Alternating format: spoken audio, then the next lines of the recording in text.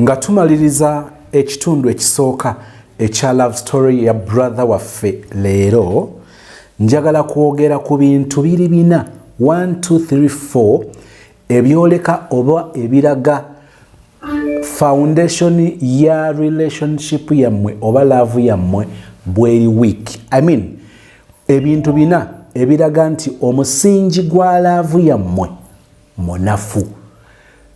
Abantu baba bazimba ebizimbe bainginia ne bajja balondola omutindo gw'ebizimbe mu bibuga mu town council mu areas zowangaliramu ne bajja ne bapima nti okusinzira ku bikozesebwa bye mwakozesa mu musingi guno ekizimbe kino mukimenyewo nga balaba nti ekizimbe kino kigenda kubeera kya bulabe eri obulamu obw'abantu. Relationship tusobola okugitunuulira relationship yo ne tugyekenneenya ne tukugamba nti omusingi gwa relationship eno okusinziira ku bye tusanzeemu twagala kukakasa bulungi nti bino byoleka omusingi omufu n'olwekyo kyonna kyotuuzaako kyogera tutuuza ku foundation eno tekigenda kubeera kya buwangaazi essaawa yonna obulamu bwo bubeera mu katyabaga. Tugenda kukitunuulira nga tumaliriza ekitundu kino ekyolwaleero. Nkwanirizaako mu show yaffe brother waffe ali mu kutuwa oba agenda kutuwa love story ye etandika eraga gyazaaliddwa, eraga omuwala oba obufumbo bwayingidde nga tabwetegekedde. Naye ani abuyingidde era ani awasa? Omulenzi yawasa. Ani atetegekedde relationship oba bufumbo? Mulenzi. Ate nga yawasa kisoboka kitya?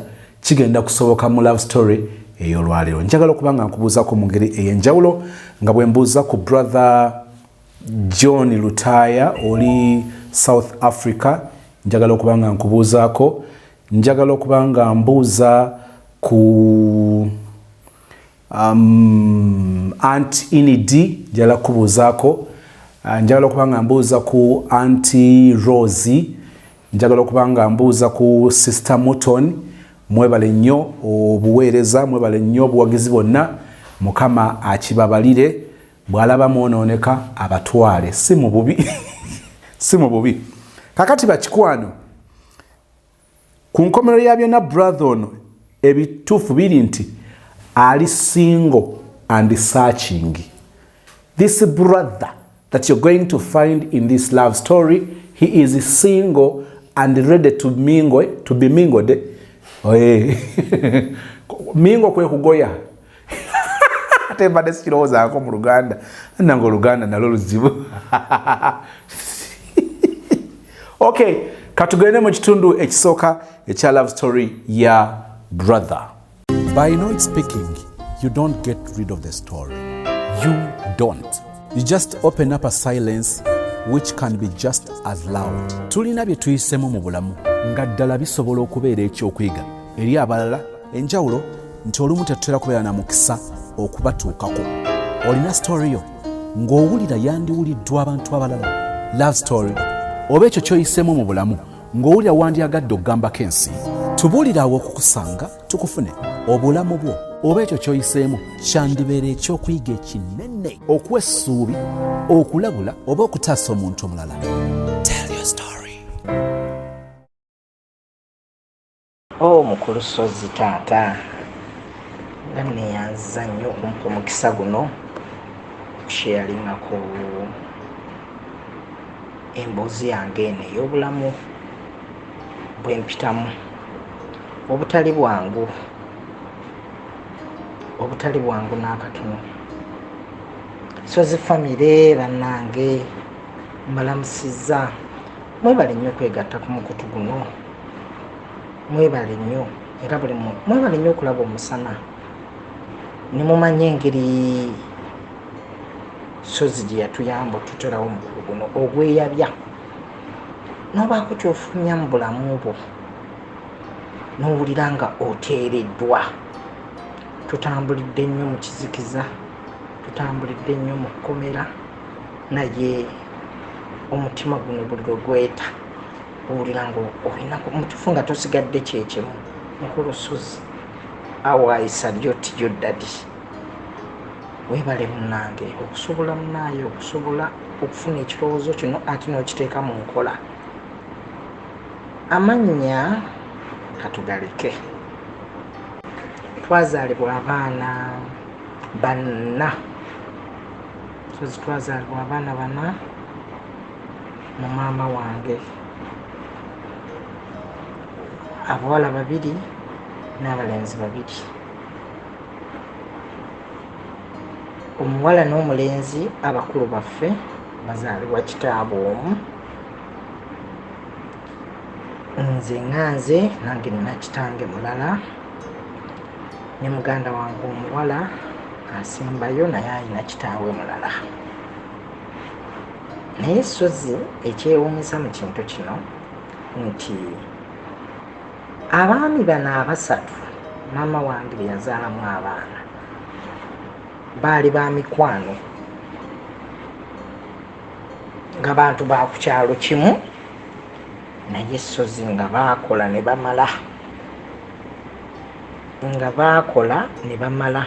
kola ne bamala kikyentegeeza nga balina ssente, basajja baki bagagga ku kyalo kimu. Mamange yali mu bufumbo omwami omu yasooka yazaala bano baganda bange 2, omulenzi n'omuwala. Naye engeri omusajja gye yabeeranga mu Amerika wa ng'alina abakyala aibeeni abaali bamanyikiddwako baali 2 era ng'abeera mu maka ag'enjawulo. Maama wange si yali mu maka ddala amakulu. Yes, kati mu kavuyo omwo omusajja abeera bweru akwanibwa mukwano gw'omwami oyo omu, oyo ye taata wange, afuna olubuto lwange. Omusajja bamugamba nti oli nneeyo naye mukyala wo bw'ati bw'ati ali ki lubuto. Maama alwana nga bw'okiwulira aggyemu olubuto olwo, omusajja aleme kuva mu ddya. Amawulire baagaŋŋamba, baagambibwa jjajja wange,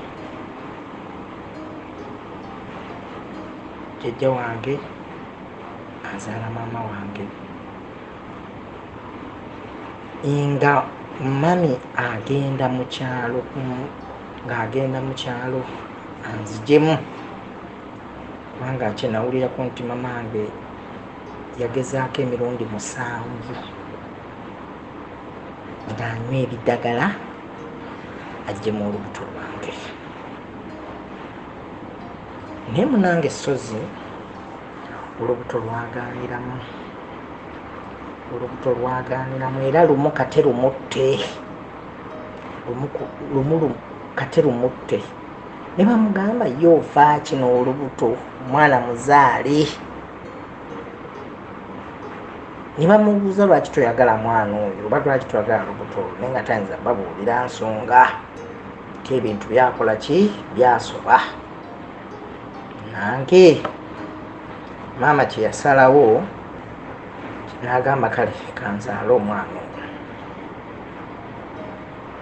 Bw'azaala yazaalira mu kyalo, simanyi kunja okuzaala naye nga kwali kwa mu kyalo. Amala okunzaala yamalawo akabanga Katonda nze saayonkana ku bbeere lya maama ebiseera bye nawulira. Natandikirawo ente ku kyalo nga nsuula mu kyalo eyo wazaala nnyina, nange nga nsuula eyo nga yakomawo ku kibuga. Abo babeeranga eno ku kibuga nga babeerawo nga mbeerayo eyo wajjajja, mbeerayo jjajja nga nkuza nga nvaavaamu. Kakati maama bwe yafuna olubuto yagamba omusajja ono, namugamba nfunye ki olubuto, naye buno buzibu ki bwennyini. Ono yakimanya nti noono mukyala wa gundi, mukyala wa mukwano gwange yafunye olubuto lwange. Kati naagala ajooge ono, ajooge munne, namugamba nti olaba embiranye onaakikolanga kujooga n'agamba oba ofuna olubuto tewali buzibu nina obusobozi obusobola okukola ki okulabirira ate nga mami agamba tekisoboka. Nange mami kyeyakola nga nkweka obutaagala kumanyisa muntu yenna kinkwatako yali adda mu kibuga nga alya butaala ng'omusajja amubanja omwana ng'omusajja amubanja omwana ng'omusajja amubanja omwana omusajja ng'amubanja omwana noono lwadde ki naye yamala n'akoma okuva ebweru n'amugamba mukazi wo nno afunako ku lubuto. Nange atumanyi abantu b'ebweru bafuna nnyo information. Munange ng'amala ng'akola ki nga tekyamuyisa bulungi ndoza kati mbakyankalana nabakyankalana akalama maafe neyeekyawa kati ate mu kwekyawa najja ayagala ate mukwano gwabwe ow'okusatu musajja mukwano gwabwe ow'okusatu oyo yali w'amagye musajja bano abakiga bano ng'alabika bulungi musajja yali mweru annange ng'okuyingira ewuwe ekikomera kiriko geeti ssatu kuyingira mu kikomera ki ng'era ng'olaba zino mmotoka zino ezakolamu zokka ze ziyingirayo ng'ajjanga naye amufunako olubuto. Emange yadiringira mu basajja basatu abagagga. Nange ate bonanga baakukyalo kyekimu ono ow'okusatu yali aliraanidde ddala n'ono eyasooka ono gwe baazalamu baganda nga ababiri kati nze ate kitatange ate ye yavaayo kaawo we waliwoko ka space awo akaneneneneko akaneneneneko nange nga noono amwagala naye amufunako olubuto olwoyo last born waffe. Nange ngambeerayo mukyalo nga nvaavaamu wentyo zino zenaweza emyaka 4 nga situumibwanga linnya nga mamange yagaana okulaga taata wange wawendi musajja noza n'agamba ono asaaga naye sijja kuriisa kambiiseyise mangu. Nange ng'omwami akola ki ng'amala ng'adiiringa ne maama wange omuto ng'amuwa ssente ng'amusuubiza eggulu n'ensi ng'amugamba nze ntuusaako omwana wange ajja kubeera eyo aleme na kusoma mbeera ntya n'omwana nga nina obusobozi obumulabirira naye nga sisobola olw'okuba maama wamukotogedde. Nange nalina awo maze emyaka nga ankulidde ddala nali mu myaka nga 3 ku 4 nga nvuddemu. Nange nga maama apanga luku maama wange omuto apanga luku ng'omusajja akwata emmotoka ateekamu maama nga bajja mu kyalo nga bamuleka mu buduuka nga maama ajja alimbalimba jjajja alimbalimba nnyina nga maama anzibayo. Bwanzibayo omusajja andeeta antwala mu maka ga kitaawe ekiro ekyo nga bampa amannya. Bwe bamala okumpa amannya enkeera baasala nte namba omusajja yakola pate kyokka jjukira taata wange oyo yazaala abaana 7 nga nange 9 naye nze agenda okundeeta nga yazaalamo ng'abaana abakulu baalina ab'omukyalo omukulu baatali nabo mu maka naye nga nabo babeera awo wa jjajja waffe wa kitaawe baaliwo 2 omulenzi n'omuwala then nga waliwo n'omuwala omulala neera ayina nnyina naye yamuzaala omu. Bakulu bange kati nze nali waakumeka nali waakuna kati laba nze pati gye yakola eyo yasika nnyo abaana bano obutanjagala bagamba ono kabaka oba yalina enjawulo ey'amaanyi ku ffe kugamba tekyabayisa bulungi n'akatono. Kati kumbe nga taata wange kitaawe teyayagala kwawukana nnyo n'abaana be. Omwana w'oyo omukulu yali amwagala nnyo, kati kyeyakola yamusalira ku poloti ye n'amugamba nti bw'oba oyagala ogula ettaka gula wano ewange. N'amugulira kubanga okumpi tulinawo yiika, jjajjaffe yalekawo yiika nnamba, yiika ng'emu n'ekitundu, yiika nga 2, yiika nga 2. Nange awo mu kibuga kati ng'amusalirako paati emu ng'amuguza, then nga bazimbako amaka. Kati mu maka ago mulimu omukyala. Omukyala oyo yaliwo nga gye tannaba na kuzaala mwana, naye endaba gye yandabamu omukyala ono yatya n'agamba bannange ono si y'anaabeera omusika we. Kugamba kiina ekifaananyi kikyawa abantu abo ekitaali kirungi ku mukolo omusajja gwe yakola. Nange nze saamanya nti kyandeetera buzibu, nannyingira amaka ago ng'omusajja anjagala.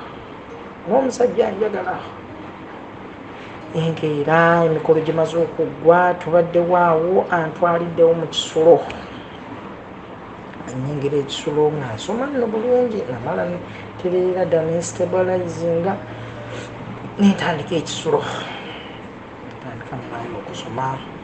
Bonna awo banzizaayo mu nasale school, atandika okunjigiriza buli kimu, nenja nga mpiikinga. Omwana era abadde mu kyalo, nenjija nga mpiikinga P1, P2, P3, P4. Bentuka mu P5 awo ebintu ne bitabuka. Mukyalo ono olubuto lukyagaanye, mukyala w'awaka.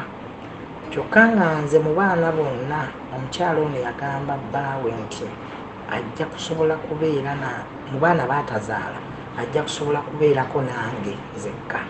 Nga ndi muwulize nga bw'okiwulira mu ku lusozi, empisa ze nnina ziraba edduka.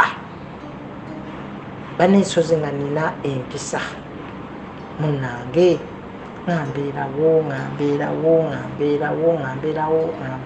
Omukyalo ono ng'amala afuna olubuto, ng'amala azaala. Bwe yamala okuzaala,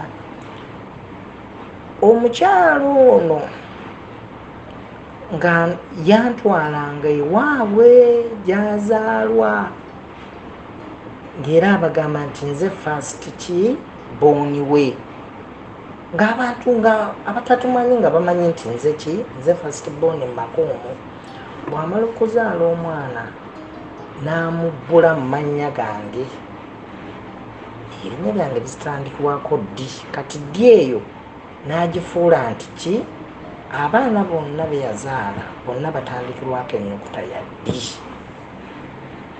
Nange omukyala mbeera naye ng'omukyala ndaga omukwano omuyitirivu ennyo. Kati nze munaaye ewaka bwe nafuuka omukozi, nze saakitwalanga kikulu, wabula naagala nnyo okukola n'okuyiga kyembeera. Saatwala kintu kyonna nti mu mbeera mbi, wabula nga bano bakulu bange bamala ne baŋŋamba ffe tetusobola kubeera wa mukazi oyo biki nga bayumba. Bagamba era oyo fala yalina okubeera muki ow'omukyalo oyo. Kati nembeera bwentyo nalabirira omwana oyo, omwana w'omukulu nemulabirira, nemwagala nnyo. Era amala n'agamba omwana we yamala okuvaavaamu, ng'amugamba ono ye muganda wo, anaabala tobafaako. Nange netubeerawo tuli mu bulamu bulungi. Naye ezibu kye nalina eddalo lingi, sozi nagobwa ku masomero agawera wakuba abaana. Kumbe nze saamanya nti okuba abaana okwo kwe nalimu oba n'eddalu ye yali mu koodi ey'omusajja ono kakasa nti nno ndi mwana we. Kitegeera wali eri famire soze ekuba balwanyi okitegeera era attitude eyo kati nze nakubwanga nengobwa masomero nenga omusajja alwana nnyo okulaba nga ne bwaba yasasudde school fees ne bangoba lyeri essomero lingobye ligamba terijja kunsobola nga ntwala mu ssomero eddala naddamu n'asasula school fees buto nekiruma abalala amaye omusajja bwatyo kati ekiseera kyatukawambi ne mutawaanya nnyo olwo ntuuse mu P6 ng'obeddwa amasomero awulira agakooye alina mukulu we ali mu USA eyo abeera mu USA eyo nga mugamba munaye nkubuulire omwana akabuse omwana afiiriza sente empitirivu omwana oba kiki omwana akuba banne ko ye namugamba ekiteezaala tekikola ki tekyala naawe bwotyo bwatubonyaabonya munange nga mugamba nti nina mukwano gwange w'amagye alina essomero eryo kandyogere essomero eryo baliyita Kaloke Christian High liri saidi z'Namayumba eyo lyali ly'amagye ebiseera ebyo nga waliwo omusajja gwali bayita Keefa Senkangi ng'abeera omwo naye olemeredde omwana biki abaana abo yabatwalanga mu masomero ago bwe gatyo abo abaana bye yalondalondanga ku nguudo biki yabatwalanga amasomero ago bwe gatyo agalimu amagye biki kati nga galina engeri gigatreating abaana okusobola okudda mu layini so zimu saamanya nti bantutte mu kkomera naye nga essomero baliseera agamba omwana ajja kutereera naye nga bangulira bintu nga bantegeka nga bantwala bwe batwala omuntu eyali ali mu P6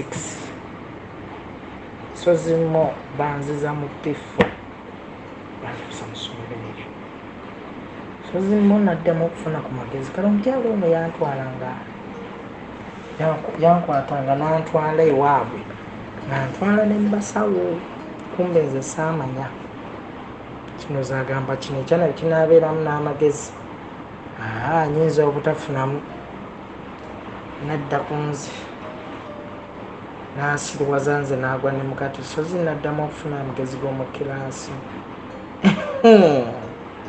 banziza mu P4 nga bakulula bukuluzi so zinaye mukyakutwala nga tudda mu ssomero bwe tutuuka mu ssomero twatuuka saa nga 12 ez'olweggulo nga batugamba mugende mu kibira muteme emiti mukole ebitanda twakola ekitanda yamanyi bw'anaasula tugenda okutuuka mu dormitory bagizimba naye nga wansi si mu sementingi kubanga twasimbangamu emiti n'osobola okukola ekitanda so ziguno omulembe bano waguno omulembe beesiimye ife ng'otuuka ssaawa 12 ez'olweggulo ku ssomero n'ogenda mu kibira n'otema emiti n'otema emmuli n'otema waliwo obugundi emiguwa tetwalinanga miguwa naye nga waliwo nga tufuna ebigoogwa ebyo nga tukola ki ng'ogenda nga muddayo mu dormitory ng'osima ekinnya kyo ng'oteekamu emiti ng'okola ekitanda obulamu bwagenda butambula butyo naye nga bwakunyigirizibwa nga bw'okiwulira ku makya mugenda before genda mu kilaasi twasookanga mucaka nga tuddukira kumpi mayiro 2 okuva e Kaloke paka ku Mayanja so amasomero ago olabika ogamanyi kubanga essomero eryo lyali lyaba 7th day essomero lyali lyaba 7th day nga likwatagana ne Light College kati kamu obulamu bwagenda butambula butyo naye nga bwakunyigirizibwa teri kuwummula sijja kukulwisa natuuka ekiseera nali ntuuse mu P6 nenfunako omukisa oguddako k'ewaka nadda ewaka nga ndabika bubi naye nga njigidde eddala embeera ey'okweyiiya ng'omuntu njigidde eddala embeera ey'okweyiiya ng'omuntu kati nga wonna ne bontwalawa ng'amaaso osobole okumalako temunaye nga nzira ewaka nga muzeeyi nti ne bwokola otya kati muzeeyi wategedde sisobola kudda ku eryo essomero oba kuva kusoma nja kukuvaako naye nga sijja kuddayo eyo. Nange muzeeyi naye akitunula bambi nozalaba akaana ke agamba kale kati nga ngamba ekibonerezo kirala ngenda okuwa ngenda kufunira essomero eriri wano okumpi ovadde tusobole okuwookinga kubanga oyitirizza okukola emisango. Naye nga tugenda nga banfunira awo essomero eryakukyalo okwo kumpi.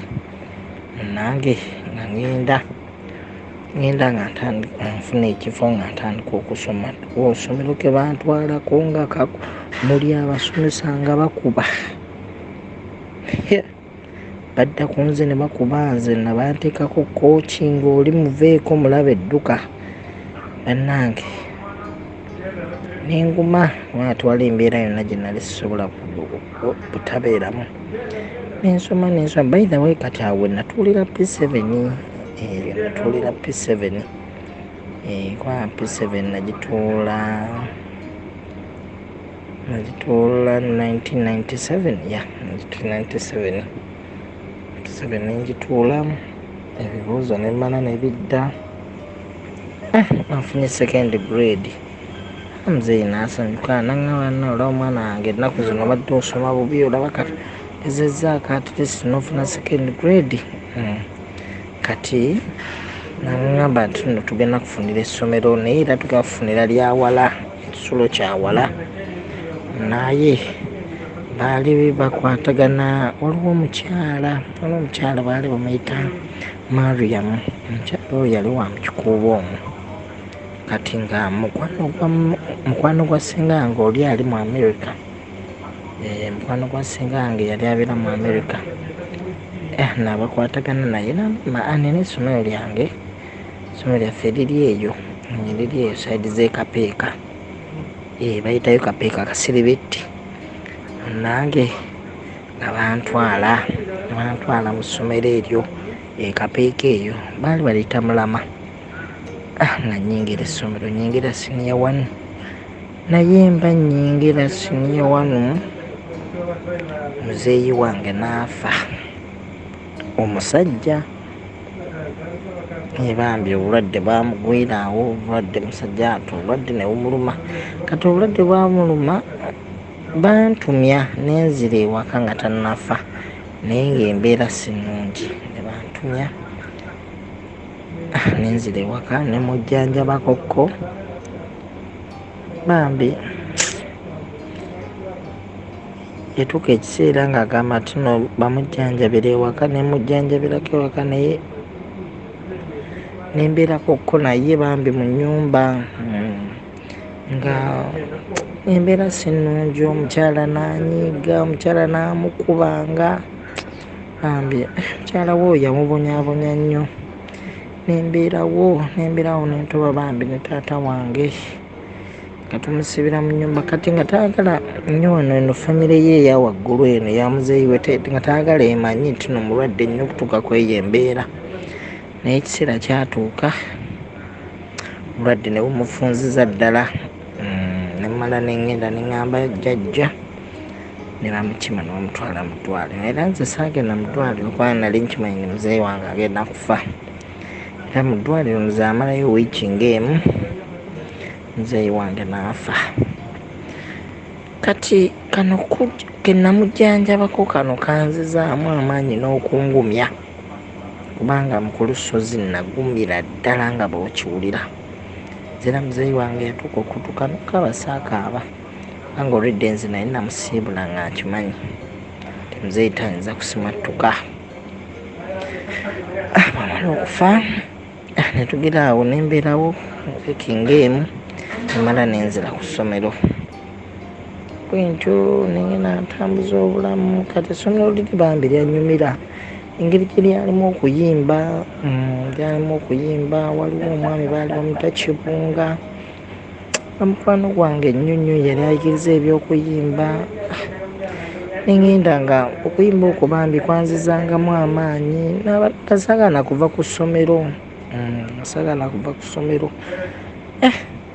nemera awo omulama nno nenyumira ne tusoma siniya 1 ne tugimala ne ngenda mu siniya 2 omulamu ne butambula mpolampola bwe butyo naye nga fees zitandise okujjamu enkululo. Muzeeyi yali yatulekerawo ennyumba awo omusobola okuvako ku busente obusobola okutusomesa. Kati noono anti waffe omu America nga naye akola ki atuyambako bwe tutyo embera nga nsomera mulamu awo bwentyo bwe tuyimba tufuuse ekirala tuyimba. Munnange lwali lumu ng'abaana bano abasigala anti ffe abaana baawummulanga ffe abayimbi ne tusigalayo ku ssomero.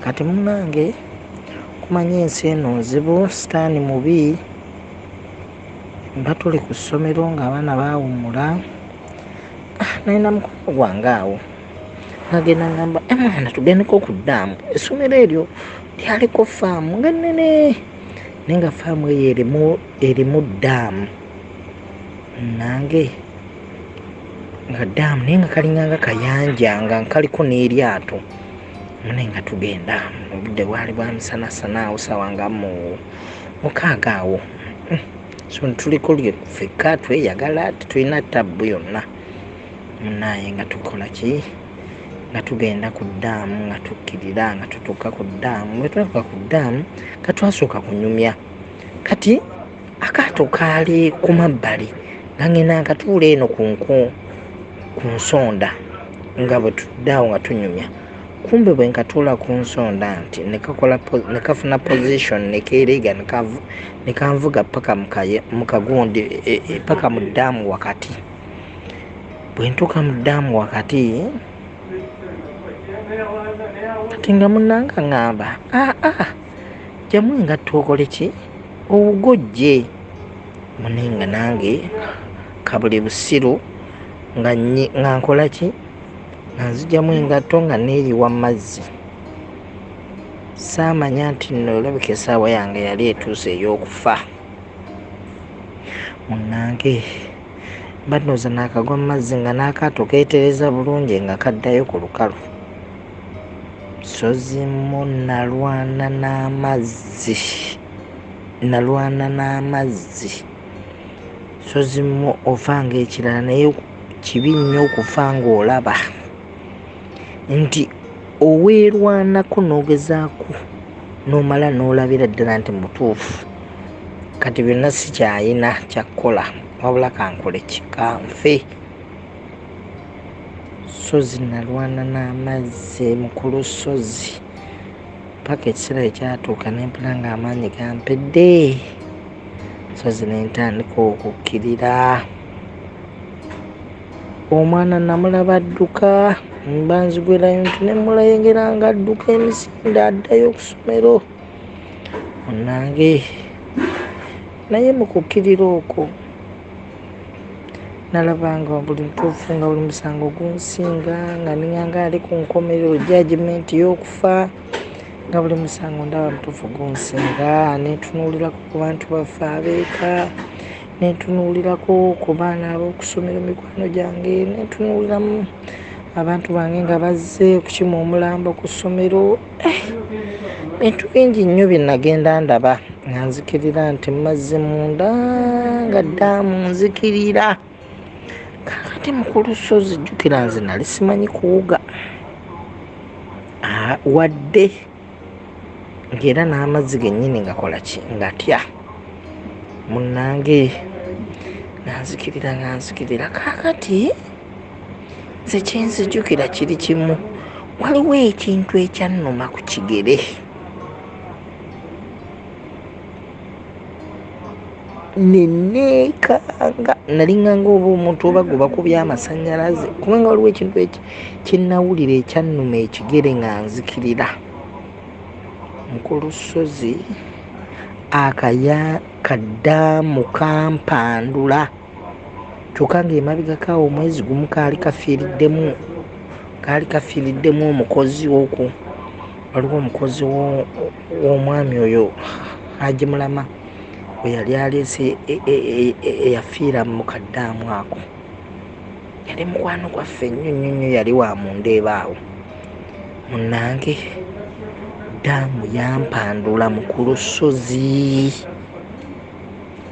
era nze neekanga ndi ku lukalu nga ngenda nzijjamu wali engatto zange nga neekwatakwata nga nziruka nga mpita eyo mu faamu nga nzirayo erimu kati ngenda okuddayo eri ng'abaana bonna ate beegira bonna badduka bagenda ku ddaamu nti nfiiridde mu ddaamu nga nzira mu ddoomu nga nsirika.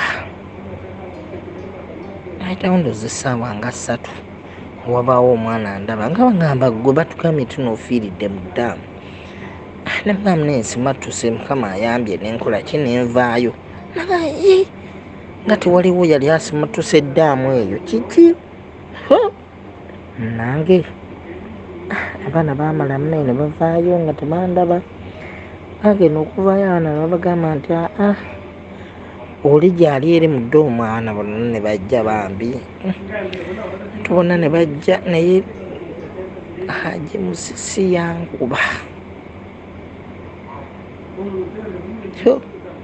yankuba bannange okuva olwo neneesonyiwa ntiira ddala amazzi obulamu bwange bwonna. Gwe mulundi ogwasooka okuwona okufa naakawona okufa emirundi 3 ogwo gwe gwasooka nga nsimattuka nga ndabira ddala mutuufu go gaali maanyi ga Katonda. Neŋŋamba wa Mukama akyalina bambi ndoozi akyalina kyanjagaza nkole ng'omuntu. Nange nensimattuka Katonda yasaasira nazza bibye. Munaye nensoma netuma tuyita siniya 2 ne tuyingira siniya 3 bwe tutyo obulamu ne bugenda nga butambula. Kati siniya 3 yali twali tumaliriza siniya 3 nga tugenaatera okugenda mu bibuuzo. Bwe twamaliza siniya 3 mu kuwummula nze sadda mulama emulama sadda nayinayo kazini wange yasigalayo wanga ye gye yamalira siniya 6 nange nze sadda mulama nga singa ŋŋamba nti wategedde school fees ezizo zikoze eki ziweddewo nga naye simaliriza wadde siniya 4 era awo obulamu ne butambeerera bwangu. Obulamu ne butandika okunfundirira mu ku lusozi. Nga kimu sikyakitegeera. Waka siinaawo maama, siinaawo taata, ndi mu bbanga nange nembeerawo mpolampola kati olwagira kati nina sisita wange oli gwe nakugambyeko. Sisita wange oli azaalibwa eri omwana wa mamange omukulu. Sisita wange ebiseera ebyo yali ayina secretarial bureau saidi z'ewandege yeeyo. Naye nampita naŋŋamba jangu oyige bino ebintu. Naye neŋŋenda nanjigiriza okutayipingako netandika okukolangako etayipinga kosi waka w'abaana abo byali bimutawaanya ng'ali yekka. Ntandika nga okukola naye nanjigiriza photocopy, nanjigiriza binding, nanjigiriza bino simabe spiral binding yatugira obutabo bwa dissertation nebanjigiriza hard cover, nasobola okuteekako hard cover, nebanjigiriza ne buno bu spiral binding. Nembeera ngaekintu nkikwatagana bwe mbeera ku photocopy nateekawo ne fridge. Ekintu nenkitambuza obulamu ne butandika okutambula. Kati ate bw'alaba nga kipiikinze kati yo okunsasula munanga naye wategedde tufuneyo essomero oddeyo lwakiri okole siniya 4 onkonze kale nange nga tunoonyayo essomero awo. Tunoonyayo essomero nga ŋŋenda ne ripooti fe abagyekolerako olwo essomero twalimanya ne tulisaakingako nga tukola ripooti togenda mu siniya 4 nga ŋŋenda nga nnyingira siniya 4 bwentyo nno munaye bwe nakola senior 4 nagikola 2-3 ya 2-3 nga maliriza senior 4 bwe ngimaliriza kati ate nali nzeemu obulamu bw'okusoma nga mpula njala kusoma nes 5 paka senior 6 ne sister naye nanga naye sente nange zimpeddeko ningamba naye ali kadde era okusomera akukomeza mu kkubo oluno nga atandikidde ddala okakati lulage nenga ye kiki nenga akansetolinge ngende noonya omulimu oguli siriyasi mu kaseera kano ate okuddayo bwe nagenda okusoma ate sister wali tenaatekawo bakazini sister bakazini brother wange abalala nagenda okuddayo nga nayo sijjaayo nange awo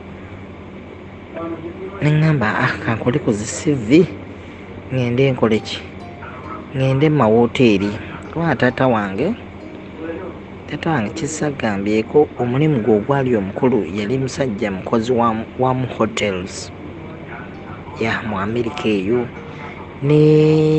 n'ebiseera ebyo ebya Nile Hotel eyafokasira na hotel yali musajja w'amaanyi nnyo mu woteeri eyo kati ebintu bya woteeri ebyo ffe waka gulayika gwe gwali omulimu nange kati nze ngwewulira nange kati mune nga ngena nkola ki nga ngena ntwala CV ku Protea ni kololo nga ku airstrip naye nga ngendayo nga nsaba kati benagendayo nasangawo omuzungu nga mu South Africa bamutanga Kuku musajja oyo natuukayo munaye nanzijako empapula awo yanzijako empapula musajja nanjagala nambuuzabuzaawo ebibuuzo nembibuddamu bulungi nga ndi sharp nga bw'okiwulira nampa omulimu naye onaŋŋamba omulimu gw'osabye tetujja kusooka osooka mu training I have no problem nzira mu training yalinga ya mwezi gumu netutandika bwetyo nenyingira Protea amana sozi mukulu sozi nenyingira Protea nga ya bbeeyi ate nali nfuna akasente katono naye nga mulimu tips banenge enyuma jjukira ebiramu bagagga bokka banene bokka naye netandika okola mu Protea obulamu ne butandika okweyagala nempulira mutuufu nga nange kyekyo nendabira ddala nga kyekyo ekintu kikutteyo nange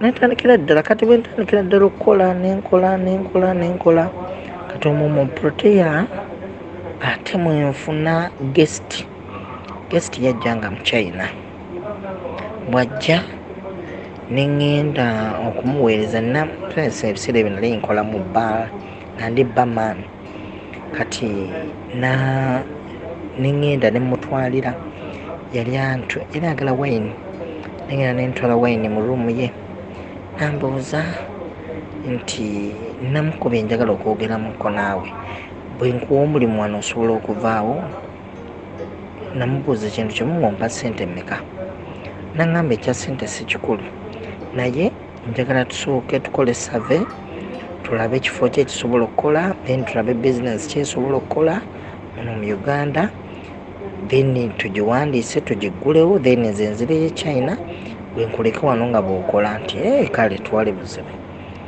nange omuchina ate teyampalula nanzija mu woteeri nga tugenda mu kibuga omwo nga tutandika okulambula yasooka nampaayo emitwalo nga 5 naŋŋamba ojja kugira olyalyako nga gakumaintaininga olwate woteeri nzivaamu munange nga tujja kulyamu okwo nga kati agakulanga obugatto nemuno obugatto buno bujja kutambula kubanga waliwo abachina babutunda ate buvaamu ssente buno obugatto buno bwa plastic obw'abakazi munange ntya nagamba bizinesi ejja kukola naga katunoonye edduuka ne sitowa nali sharp nnyo nga bw'okiwulira nga mala twafunawo ku William awo waliwo banka bagita Equity kati yaliko basement naye nga basement teyaggwa bulungi parking kati nga ngenda nenjogera n'omukulu we nenanyini kizimbe amugamba nti ogiraba parking eno nino omuchina ayagala kugifuula sitoowa. Ye agambye tewali buzibu, ajja kugigira nga yebwa, ateekewo enzigi, akole biki byonna agikole nga sitoowa, kubanga ndaba era tekola nnyoko ye. Netwogera nangamba okay, kakati kola programu ngenda kusindika owaani owa boss musobole okwogera naye nanyini kizimbe.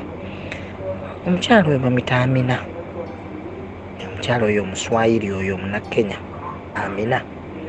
Nange omukyalo oyo ebiseera ebyo yali ku Naakumaati nga wali ofiisi ye enkulu, wali nga ku Jinya Road, wali mu bitaala eri wansi eringa Kofendizi.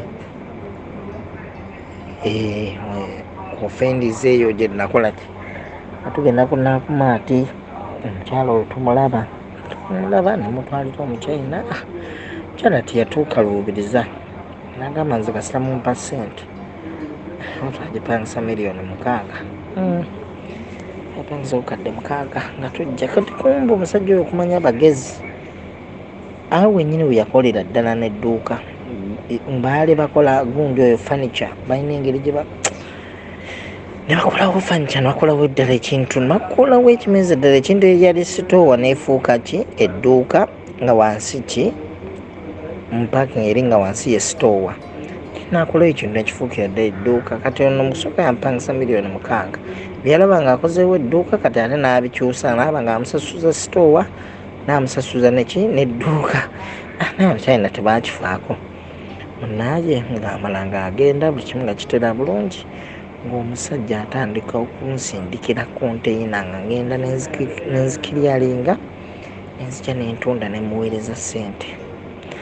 Mukulusozi nakola ssente, mukulusozi obulamu bwatandika okunyanguyira.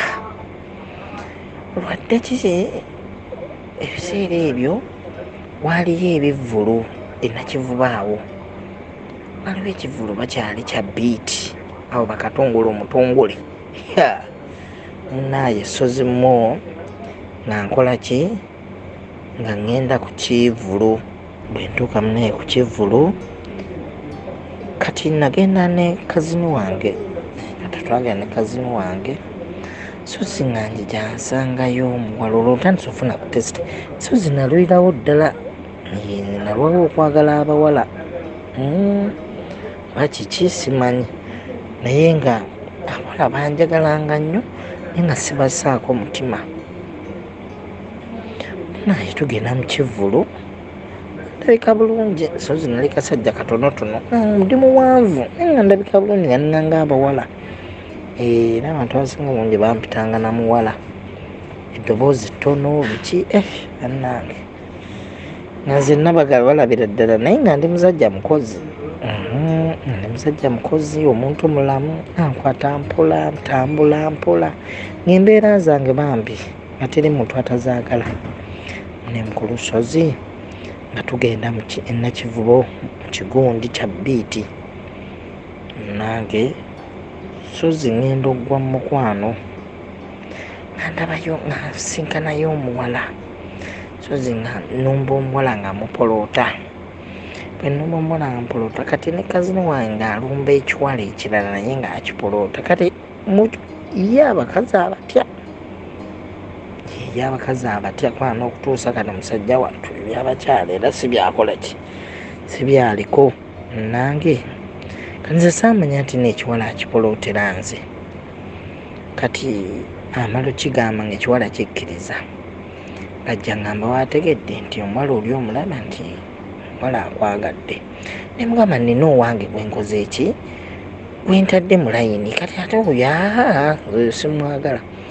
Koye namugamba kino ekiwala kyekisinga obwakabi biki nampoloota nga byabakazi sibigenda nno nnyo. Munene ngamba owange kale omuwala ajja, ambuuza ogamba otya, kwanzi kale ndi wano ogamba otya, nti nange ndi bulungi. Ngamba obadde ompita obadde ongamba ki? Ngamba leero luno so singa n'okwana sikutegeera bulungi naye nga ndabika bulungi. kati nenekaza nemga just njagala wakazi just contacts zo ya ndabika saa zino like oli busy sayogera bingi namwe ndabika saa zino oli busy just njagala contacts zo so bonobeera mu kiseera ky'eddembe tujja kwogera ebisingako obungi wonna ebizindalo bireekaana nnyo ana nagamba okay kati omuwala nampa enamba ye kinzeza sayina simu nampa enamba ye bwampa enamba ye nangitereka kati oyo cousin brother yange yalina enamba yalina essimu naye namuwa enamba ye netumala netubeerabeeramu netudda netugenda ewaka twagenda ewaka nze nkyankeera nga nkyapa bwentyo nkyapa naye nga nkyabeera waka ebyo nambikola nkyabeera waka kati munange ffe ewaffe buli mwana eyakulangamu nga bakuwa boys quarter ova mu nnyumba ennene nange era nze natandika okukola nze bampeerawo boys quarter nze dadiro yafa nafunirawo boys quarter nange nankola ki nga ntandika okubeera mu boys quarter ntandika okutambuza obulamu nga bwenyambako ewaka biki ngaakisente weekali nange sozi omuwala akobera kazini wange amugamba ategedde nti njagala kujja kulaba mulenzi wange nti kale ngono ankubiranga ategedde nga omuwala agala kulaba nemamumpa ku simu nenjogera naye omuwala naŋŋamba nti mundagirire nkole ekinzije sozi naye mukulu sozi twali tuli awo ng'omuwala azze ekiwala kirungi sozi ekiwala kya mulembe munange nga kijja nga tubeerawaawo nga neganya nga twetala nze saamanya sozi nti omuwala yali azze kufumbirwa ekyo saakimanya era saakirinaako mu birowoozo byange tiye omuwala byandaba yalabira ddala ng'afunye omusajja gwagenda okukola ki okufumbirwa munaye omuwala bwe yatuuka mu luumu yange nga nsulamu nzekka alaba kumpi buli kimu nkirina teyaddayo ewaabwe mukulu sozi bwentyo bwe natandika obufumbo bwe nali seetegekedde wetukomye brother alaga nti ayingidde relationship oba obufumbo butandise naye nga tabwetegekedde. If I may ask chap olowooza tusuubire ki mu bufumbo butandise kubanga ekitundu ekyokubiri tugenda kuba nga tukifuna olunaku olw'enkya era story neyina ebitundu bibiri ebengeggwayo. Atandise obufumbo tabwetegekedde. What do you expect? Gye tulaga mu maaso waliyo ekiyitibwa siriimu. Gye tulaga mu kitundu ekyokubiri waliyo ekiyitibwa eddogo.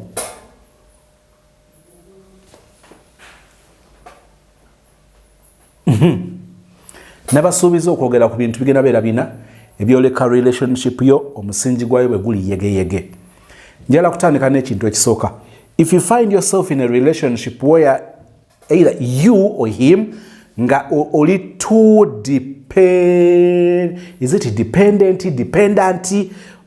ngowesi oyimiriddewo nnyo ku mwagalwawo ng'oyimiriddewo nnyo abawulidde love story ya Nakaye eyasalawo okwekomako omuliro mujja kuzuulanga ekintu kino mu bulamu bwe kyabaddeyo. Ayingira relationship ng'olwedde ekimusindikiriza bwe bugabiriza z'ensimbi nga ze zisinza omusikiriza eri omwagalwa. Kakati bwe tuba nga tuzimba mukwano oba tuzimba relationship ey'okubeerawo, njagala kutegeeza nti bw'otunuulira ekintu ng'ekyo kyoleka omusingi gwa relationship oguli yegeyege. Njagala okukiddamu nkinogaanye. Okuyingira relationship ng'ekimu ku bikuwangudde otuuka ogiyingiramu kwe kusikirizibwa okwensimbi z'omanyi nti omusajja ono agenda banga akuvugirira ssente kakati n'owulira nga okubeera naye ojja kuba oyongera ozifuna n'otandika relationship weesigamye nnyo oyimiridde nnyo ku ye kyenkana bw'eba mpagi neevaawo ogwa omusajja ng'oyo singa ssente zivaawo relationship eyo tesobola kuyimirirawo kubanga ze zaakutwala bw'otandika relationship bw'oba oli mulenzi n'okizuula nti omuwala ono ayimiriddewo nnyo ku ggwe gw'omuwa transport gw'omugulira airtime like buli kimu ayimiriddewo nnyo ku ggwe leka kulowoozanga nti katonda yakuwa nnyo omukisa kubanga osobola okubeezaawo relationship olumu akabonero ako si kalungi otandise relationship nga omusingi gwayo guli financial byanfuna byansimbi singa bikeewamu singa byesikamuuko bwe biti ogenda kukizuula nti omuntu ono tajja kubeera nga kyewandisuubidde kubanga ekyamuleeta ssente. Omwana ow'obuwala otandise relationship ne guy ne relationship eno guy ono okujjako nali njogeddeko ku guy bwati guy golaba nga talina ssente nga yetaaga kusindikamuko waliwo guy nabadde njogera ne sister nga anyumya ku marriage ye y'emyaka 2 emyaka 10 egyasooka nga yalabirira omusajja 100%. Omusajja ku myaka 10 okuddaagulu bwe yatandika okulabirira omukazi bwali bulumi na bulumi we know agon and ecstasy bulumi na kunyumirwa buno bwali bulumi na bulumi not until when she gave up. Era bwe mbanzi jikiro bulungi yagambye she was quoting me nti sozi wagambye nti waliwo relationship zetubanga twalina kuzivaamu ggulo ne tuzivaamu oluvannyuma lw'emyaka 5 ngoba twagala bate twagala kye twadojinga nga tulina kikola mu kusooka ne tunzikanga kye tukoze nenga tuokyeze ebiseera agamba nti marriage gye yamalamu emyaka 2 yalina okugivaamu obufumbo bwe yamalamu emyaka 20 yakizudde oba yakizuula nga yalina okubuvaamu emyaka 2 egyali gisooka. Can you imagine bw'obanga obufumbo walina okububeeramu ng'obufumbo bwatandika 2022 ne butandika 2023 ne tubanga tetubuvuddeemu tugenda okutuuka mu 2042 gy'emyaka 2 egiyitawo mu maaso ne tukizuula nti twalina okuva mu bufumbo obwo mu 2023-2024 ne twokya emyaka 18-17 nga tuli mu bufumbo finally ne tubuvaamu. Abamu omukisa ogwo baba bagulina ne balowooza ajja kukyuka ajja kutereera. Bino bye nkutunuuliza gayi gwogenda okulabirira emyaka 10 nga temutandise nti alina ebizibu ne bijja naye nga mutandise gwe mwami gwe breadwinner ng'omukyala emyaka 10 eyo foundation y'omukwano njala kutegeeza you like it you don't like it ebeera so weak and anytime ekintu ekyo anytime publicist Nateta agamba atya and is it anytime now kugamba relationship wetyo anytime now tewabeerawo future nakatono kati ekyo saana okukitegeera kino kyengenda okwogerako it will make more sense ng'owulidde nnyo ekitundu ekyokubiri ne kiggwayo. Naye another sign of a weak relationship foundation is keeping secrets. Tuzimba relationship nga twagala zibeerewo obudde bwonna oba obulamu bwaffe bwonna naye nga mu musingi eno mu mayinja eno mu buveera akaveera ke tuteekayo awo amazzi galeme kusala ekisenge kireme kunywa amazzi gano nga tutaddewo obulimba tutaddewo bye twesigaliza kakati naye ne tuzimba ekintu ng'okimanyi nti either ku wall plate oba mu madirisa oba mu siiringi ekyama kino kirivaayo ate ne kibeera eky'omutawaana mu relationship n'osigala ng'okyekuumidde ng'okimanyi nti ne bwe wandibadde gwe n'ozuula nti omuntu yakukisa ekintu ng'ekyo tosobola kweyongerayo naye gwe n'ogenda mu maaso n'okola ekintu kyekimu. Njala kukakasa ako kabonero akalaga nti foundation eya relationship eno eri so weak kati abagenda okugiyingira tugyeyagaliremu bwe tutuula tetulannama bwe tuyingira tetutuula tuyimirira ku mulyango kuti ekigere ekimu kiri munda ekirimu kiri bweru lwaki anytime now relationship eyo ebeera ejja kuyiika. Lwaki? Ezimbiddwa ku musingi ogw'okukukuta, ezimbiddwa ku musingi ogw'obutabeera beerufu. Wano tulaga kirala waliwo bye twesigalizza, ate bye twesigalizza tukimanyi bya mutawaana. Era oluvaawo ng'omuntu abitegeera wamma relationship nga tesigalawo n'omulundi n'ogumu. Lack of intimacy. Waliwo relationships ezitandika zino zempulira ne bagamba omuntu naddala abaana abawala nti kale tomwagala kati naye ojja mwagala, ojja kuyiga omwagala, ojja kuyiga omwagala, ojja kuyiga omwagala. Ega yafaayo tofaayo, ojja yiga omwagala. Tutandise ekyo.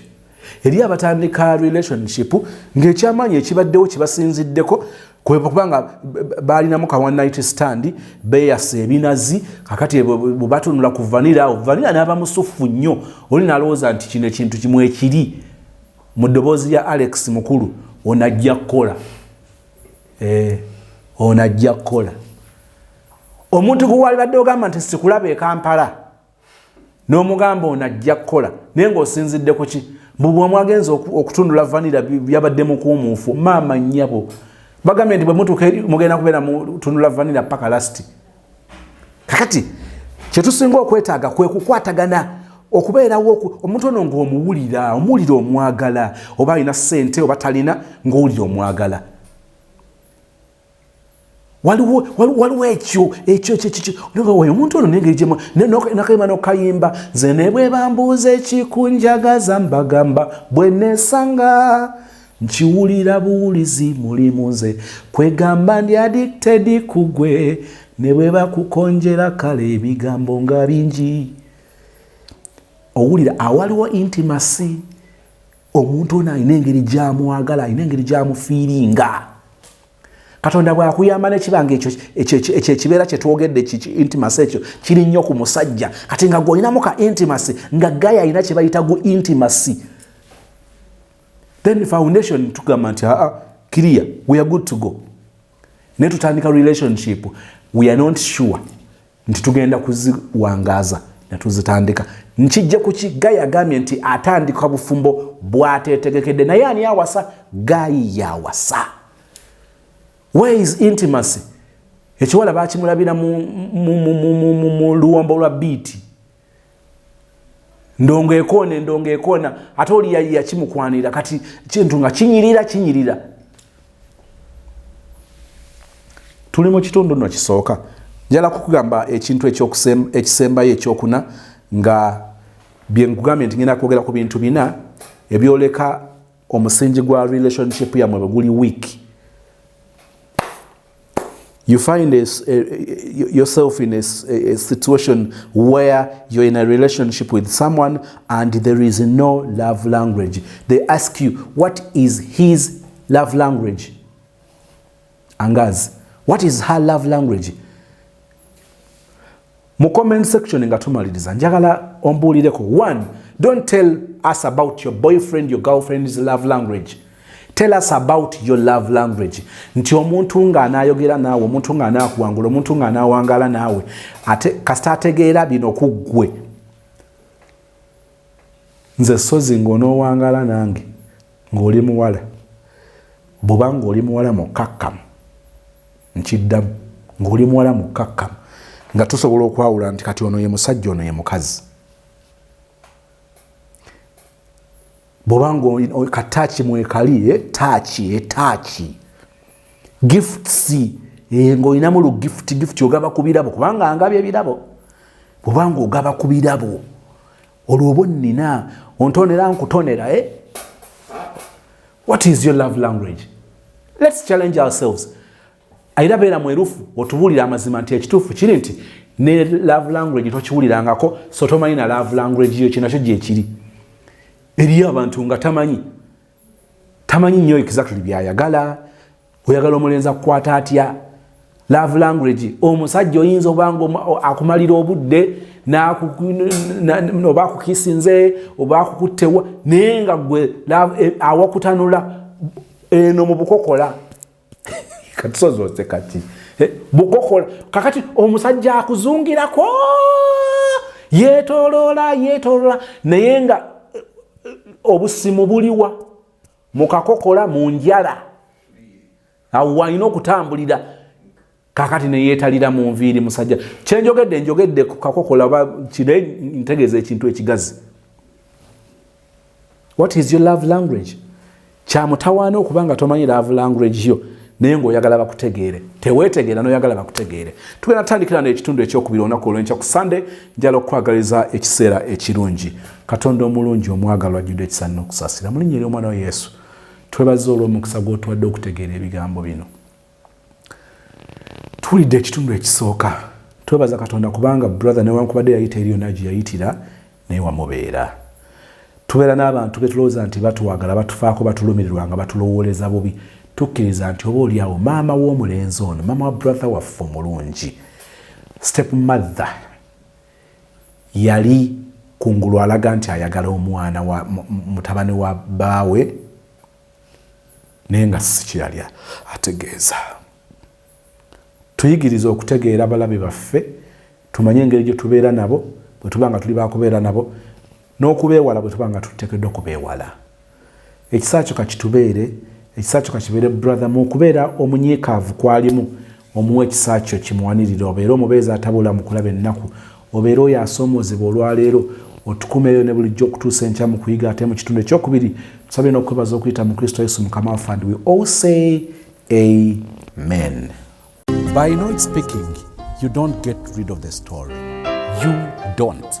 You just open up a silence which can be just as loud. Tulina bye tuyisemu mu bulamu nga ddala bisobola okubeera ekyokwiga eri abalala. Enjawulo nti olumu tetutera kubeera na mukisa okubatuukako. Olina story yo ng'owulira yandiwuliddwa abantu abalala. Love story oba ekyo kyoyisemu mu bulamu ng'owulira wandyagadde okugambako ensi. Tubuulira awo okukusanga tukufune obulamu bwo oba ekyo kyoyiseemu kyandibeera ekyokuyiga ekinene okuwa essuubi okulabula oba okutaasa omuntu omulala. Tell your story.